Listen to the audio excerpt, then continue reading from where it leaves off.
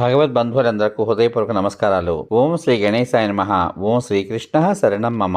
ఓం శ్రీ శారదాంబాయే నమః.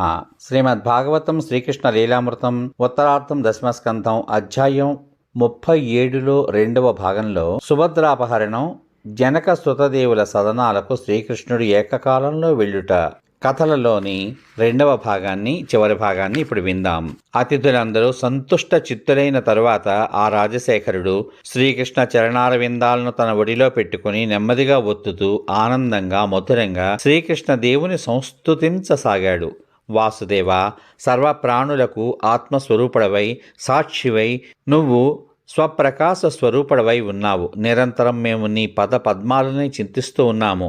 అందులకే నువ్వు కరుణించి మాకు దర్శనమిచ్చావు. శ్యామసుందర, నా స్వరూపుడైన బలరాముని కంటే, నా పత్ని అయిన లక్ష్మి కంటే, తనయుడైన బ్రహ్మ కంటే అనన్య ప్రేమతో నన్ను ఆరాధించే భక్తులే నాకు ఎక్కువ అని నువ్వు చెప్పావు. ఆ వచనాలను యథార్థం చేయడానికే నువ్వు స్వయంగా దర్శనమిచ్చావు. నీ దయ, ప్రేమ, వసత్వాలు చూసి కూడా నీ పాదార విందాలను విడనాడేవాడు ఎవడుంటాడు? సర్వసరంగ పరిత్యాగులై దేహభావం లేకుండా నిన్నే ధ్యానించున్నట్టు శాంతాత్ములైన వారికి నీ అంత నువ్వే లభిస్తావు అంటే అట్టి వారు నీ ద్వారా పొందజాలనది ఏముంది? యదువంశంలో ప్రాదుర్భవించిన నువ్వు సర్వుల పాప తాపాలను నాశనం చేసి జనన మరణ రూపకాల చక్రాన్నుండి విముక్తి అందింప సర్వశక్తి సంపన్నమైన నీ విమల కీర్తిని వ్యాపింపచేశావు. శ్యామసుందర, అచింత్య అనంతైశ్వర్య మాధుర్య నిధివైన నువ్వు సర్వజన హృదయాకర్షకమైన శ్యామసుందర బ్రహ్మవు. అఖండ జ్ఞాన సంపన్నుడవైన నువ్వు శాంతిని వర్ధిల చేయడానికే నారాయణ ఋషి స్వరూపాన్ని ధరించి తపస్సు చేస్తూ ఉంటావు. అట్టి నీకు ప్రణామాలు. ఈ మహర్షి బృంద సమేతంగా నందనందన, నువ్వు కొంతకాలం మా పురంలో ఉండి నీ పాదధూళితో మా నిమి వంశాన్ని తరింప చేసెదవుగాక. అంత వాసుదేవ భగవానుడు ఆ మిథులానాథుని ప్రార్థన మన్నించి కొంతకాలం ఆ నగరంలో ఉండి అక్కడి వారికి మంగళాలు కూర్చాడు. నిజ మందిరానికి ముని బృందంతో విచ్చేసిన శ్యామసుందర్ని సేవించి బహుళాశ్వుడు బ్రహ్మానందం చెందినట్లే భూసురోత్తముడైన శృతదేవుడు కూడా అఖండానందమగ్నుడై నాట్యం చేయసాగాడు. అతిథులందరూ ఆ బ్రాహ్మణుడు పీటలను కుశాజనాలను ఆసనాలుగా సమర్పించాడు. సతీ సమేతంగా శ్రద్ధాభక్తులతో అందరి పాద కమలాలను ప్రక్షాళనం చేసి ఆ పవిత్ర చరణోదకాలను పరివార సమేతంగా మస్తకాల మీద చల్లుకుని హర్షి పరిప్లత చేతస్కుడై భక్త్యావేశ పారవస్యంతో ఉన్మత్తుడైపోయాడు. గంధ పుష్ప తులసీదళ కుశ కమల ఆదిగా గల సునాయాసంగా లభ్యమయ్యే వస్తువులలో వారిని పూజించి సాత్విక ఆహారాన్ని ఇచ్చి ఆతిథ్యాన్ని సమర్పించి ఆనందించాడు.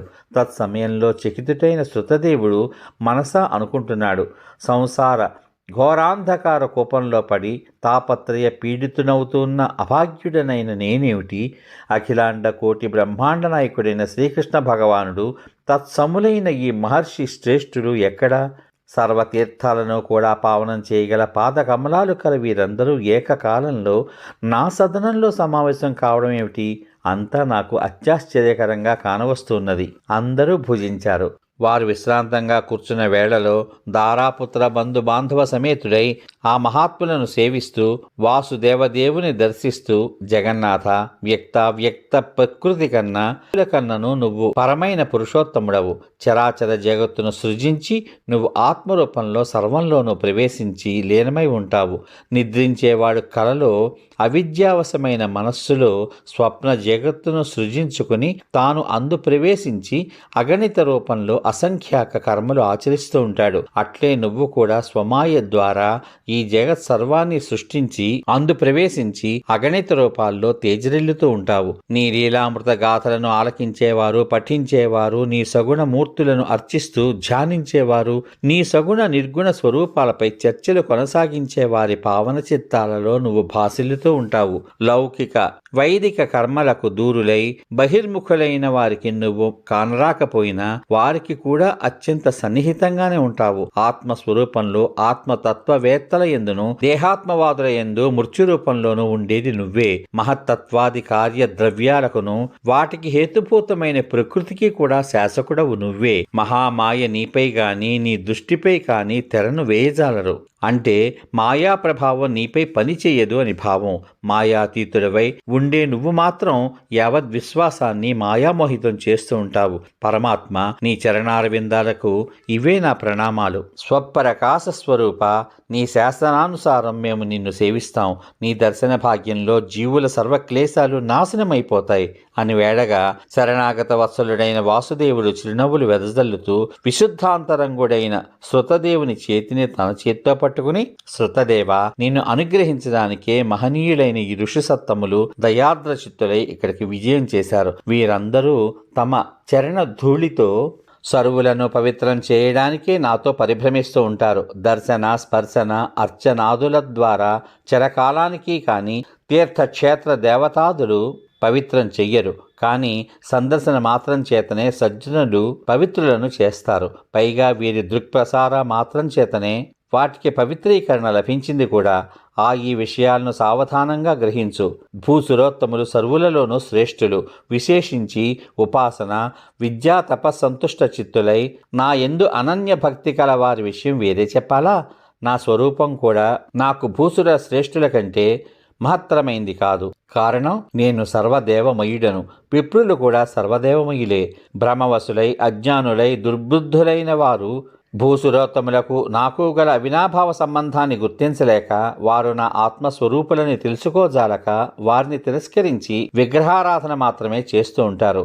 విప్రోత్తములు మాత్రం చరాచర జగత్తును, దీనికి హేతుభూతమైన సర్వభావనలు, వాటికి ఆధారాలైన ప్రకృతి మహత్తత్వాదులు అన్నీ స్వాత్మస్వరూపుడైన పరమాత్మయే అని మనసా భావిస్తూ ఉంటారు. కనుక శృతదేవ, నువ్వీ బ్రహ్మర్షులను మత్స్యరూపులనుగా భావించి భక్తి శ్రద్ధలతో పూజిస్తే నన్ను పూజించినట్లే అవుతుంది. అంతేగాని ధన సంపదలకే ప్రాధాన్యమిచ్చి నన్ను పూజిస్తే అది యథార్థమైన పూజయే కాదు అన్న విని శృతదేవుడు వాసుదేవాదేశానుసారం ఆ మహర్షి మండలిని ఏకాగ్రచిత్తంతో ఆరాధించి వారి దివ్యానుగ్రహంతో భగవత్ స్వస్వరూపాన్ని పొందగలిగాడు. మిథిలేశుడు కూడా తద్గతినే పొందగలిగాడు. భగవంతునికి భక్తునికి విచిత్ర సంబంధం ఉంది. భక్తుడు భగవంతుని యందు వర్ధిల్ల చేసుకునే భక్తి భావాన్నే, భగవంతుడు భక్తిని యందును భక్తి కలిగియే ఉంటాడు. భక్తవరులైన శృతదేవ, బహుళాశ్రుల ఆనందార్థం కొలది కాలం మిథిలా నగరంలో ఉంటూ సజ్జనులకు ఉపదేశించి పునః ద్వారకా నగరానికి భగవానుడు వెళ్ళిపోయాడు.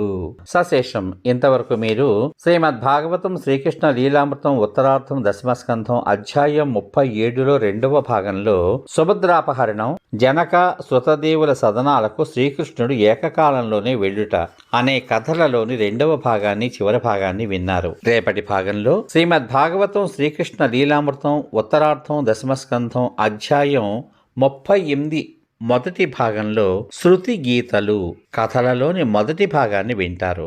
ఓం నమో భగవతే వాసుదేవాయ. సర్వే జనా సుఖినో భవంతు.